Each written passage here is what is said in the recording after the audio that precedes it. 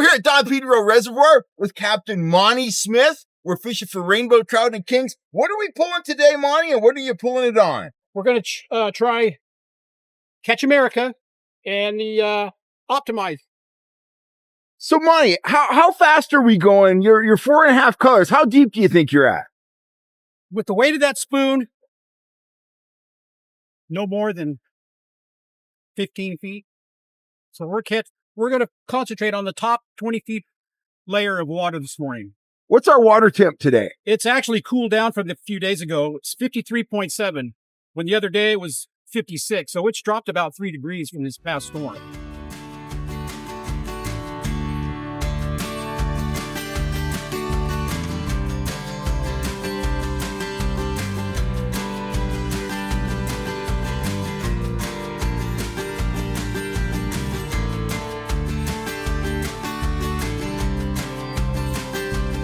Wow, that's a really nice crappie. Awesome looking fish. That's nice, dude. Jumped all over that optimizer.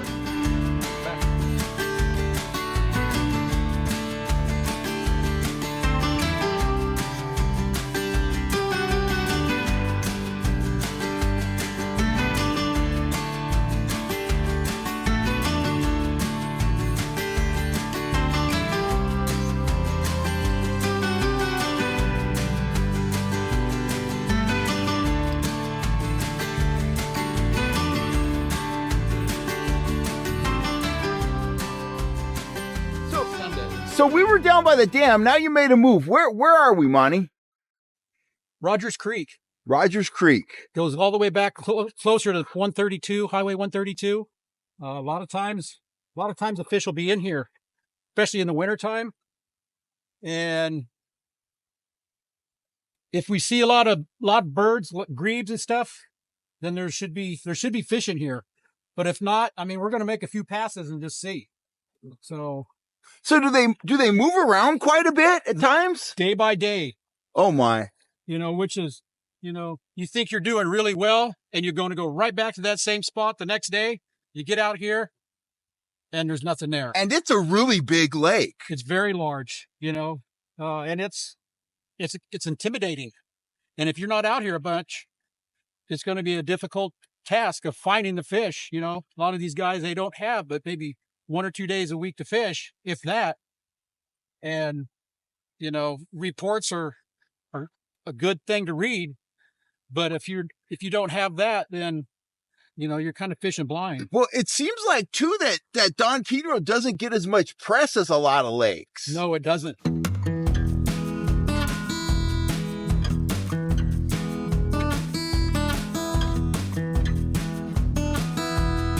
That's a nice Hook fish. up. Nice fish. It's going. Look. Ooh, it's tearing off line. Look at that. Oh, came off. Came off. Oh, it's a really nice fish. Oh, I hate losing fish like this. Watching fishing video. Oh, go. We are hooked up, guys. Was that an apex or a spoon? That's a spoon. Okay. Oh, jumping.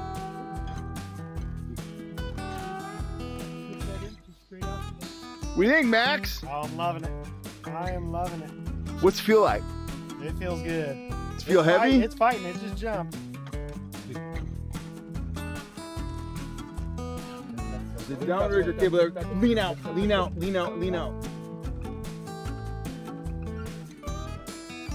Where is it?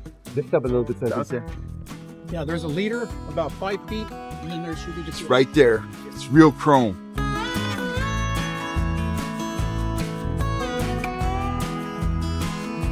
see. Look at that.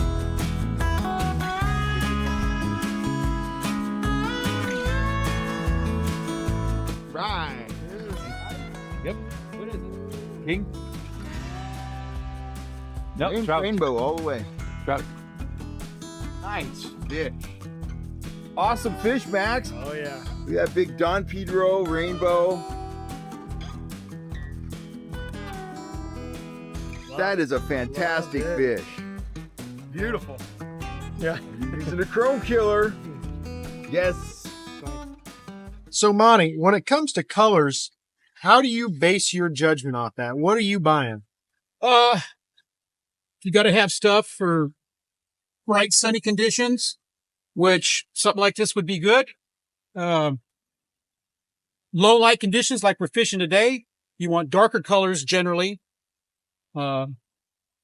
This blue and silver, blue and gold would be good today. Low light. And chartreuse is good for deeper depths because it holds its color. Like red in the top 20 feet, it will turn gray. Okay. So people got to remember that. You know, you're not going to fish something generally red at 90 feet because it'll just be gray. Mm. It loses all its color in the spectrum. Brass, gold, excellent choice for this time of day. Pink and silver is good for when the sun, 10, 11 o'clock when the sun's starting to rise pretty good. It's up there. Orange is a great color. Low light conditions and even bright sunny conditions, it'll produce. You just got to be aware of what works at certain times of the day because you can't just stick a lure on there. And this is what I caught him on yesterday. Yeah. It's not going to work all day. Very rarely it will. You got to adjust to the conditions that you're dealt. Yeah, makes sense. Right there. Woohoo! All right. Oh, a Tilt king or a that down here, Mike.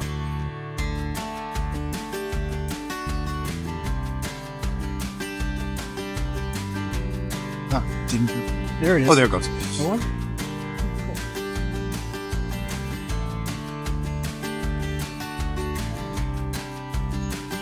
Okay.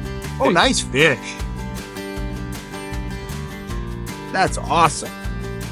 Okay, raise up. Yeah. Raise up. Oh, shit. Okay, you ready for it? Yep. Good. All right. Beautiful rainbow. Oh, that's beautiful. Somebody want to hold that? Yeah. I got to turn us. Yeah. Those rainbows were beautiful, particularly that first one that Max caught. But here at Don Pedro Reservoir, those are just average fish. Big, chrome bright, hard fighting, square tail rainbows. They spend their life eating shad. They put on quite a show when you get one on the end of your line. Today, it's early March. Interesting conditions out here. We've had periods of rain, periods of sun, periods when it was glassy calm, and periods of wind. And what you get during this early season transitional period is the fish come on and off the bite. It was slow as cold molasses out here this morning. I mean, we were struggling to get any bites at all. We lost a big fish early, but now all of a sudden, we've had 3 strikes in about 15 minutes. You got to stay the course, when you're out there in the early spring, because the bite comes on, the bite comes off, and you want to have your baits in position when the fish decide it's time to go. Woohoo! Oh, fish right there.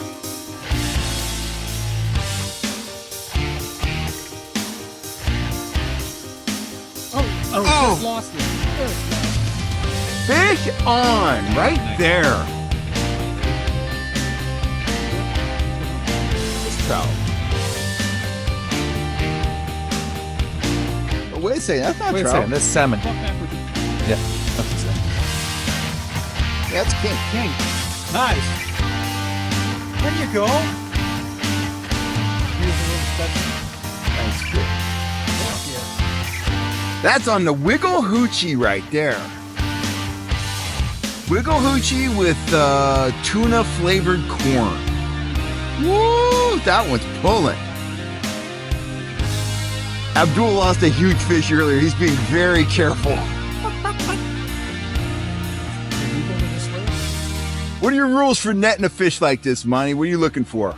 The head first. Never hit them at the tail. What do you want the angler to do in this kind of situation? Just nice and steady.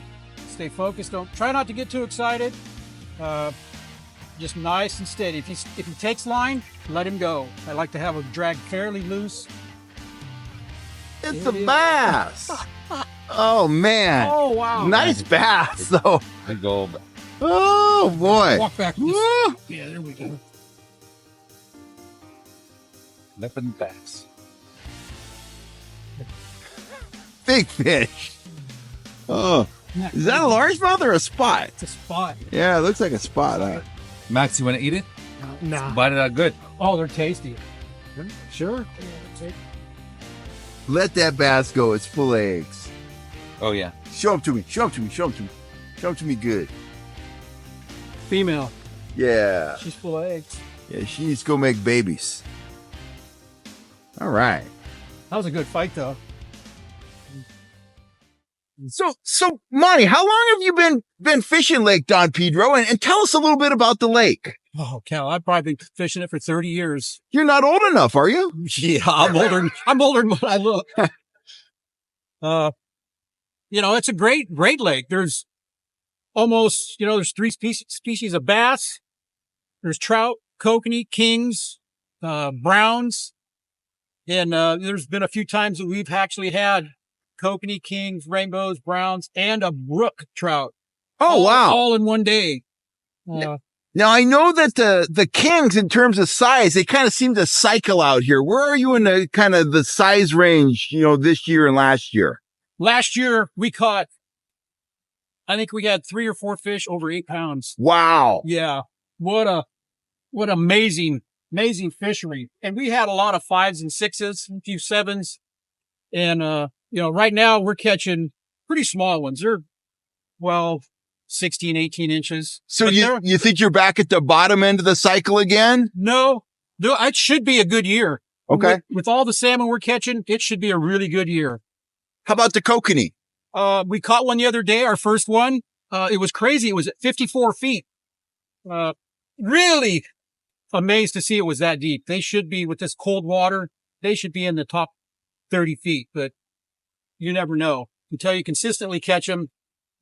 When this water warms up, the plankton will bloom and this kokanee will start schooling up. But until then, they're really scattered and makes it difficult to catch. First and foremost, this seems to be a rainbow fishery. Tell us a little bit about the rainbows in here. What's the top end size? What's your average size? I mean, the average size, they're 2-3 pounds. We've caught them well over 5, 6 pound fish. This past fall, we had outings where the first fish of the morning was 4.5 pounds. And we had some stringers that were just incredible size of fish. If you were going to tow your boat down here and you could pick 1 month out of the calendar year, what month would you visit the lake to see it at its best? One of the best times I would say is May. May is a great time because right now the water's pretty cool. When the weather pattern gets more stabilized, it'll warm quickly. The shad will hatch. The fish get excited. Water's warming. There's a lot of bait. They're coming out of their cold water time. So May is a great time to get, especially get the rainbows, and you'll start getting kokanee and kings all in the same trip. That's what we do. Another great month is like September, when everybody goes back to school and vacations are done. You come up here, not have many boaters out, and have a phenomenal day of catching trout. So I've been fishing with Monty for, golly, at least 20 years. But I distinctly remember my first trip to Don Pedro Reservoir with Monty.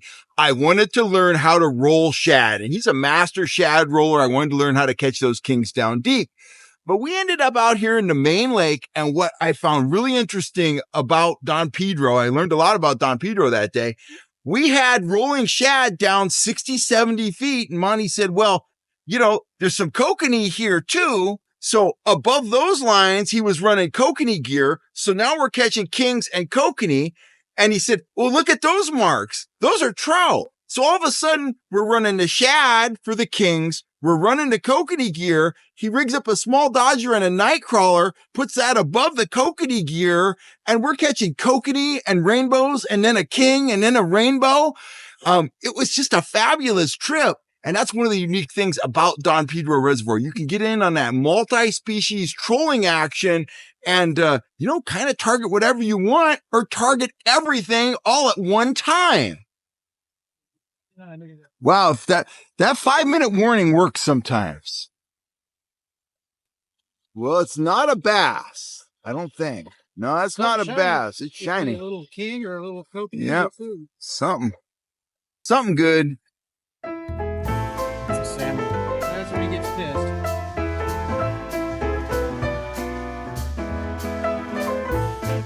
There we go. Right. Nice.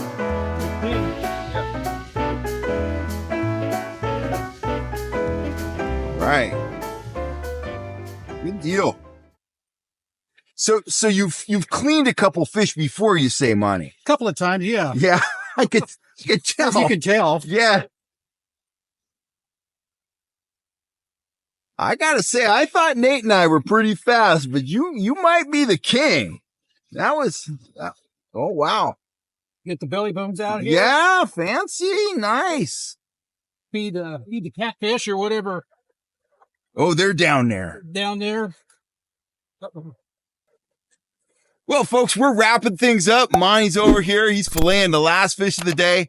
On behalf of everybody on the Catch America team, I want to thank Captain Monte Smith for having us out on his boat. It was a wonderful day of early spring fishing. We had all kinds of weather. The bite came on, the bite went off. We had bass, we had king salmon, we had rainbow trout, and we had one very nice crappie. If you want to get out here and explore the waters of Don Pedro Reservoir with Monte Smith, give him a call. You can find him at Gold Country Sport Fishing. You can find him on Facebook, and he would be glad to take you out here and show you the finer points of fishing Don Pedro Reservoir. And it is quite a reservoir. It's on par with Lake Shasta in terms of the productivity out here. Multiple species, lots of water, just a fantastic place to visit, a fantastic place to fish. I'm out of here for now. I'll catch you next time right here on YouTube. I'm Kellogg.